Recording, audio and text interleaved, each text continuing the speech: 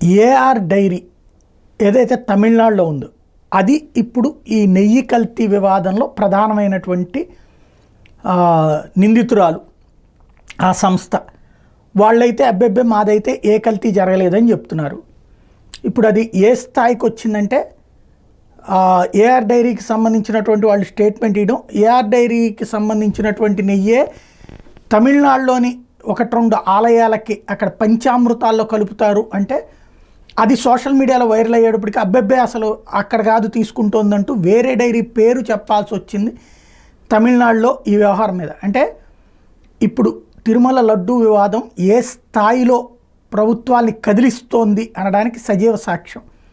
అదే సందర్భంలో AR dairy అయితే నాకేం సంబంధం లేదు, మేము అది చెక్ చేయించిన తర్వాతనే మేము నెయ్యిని సప్లై చేస్తాం, 16 టన్నులు జూలైలో సప్లై చేసాం, అందులో ఎక్కడా తేడా రాలేదు అన్నటువంటి చెప్పుకొస్తోంది.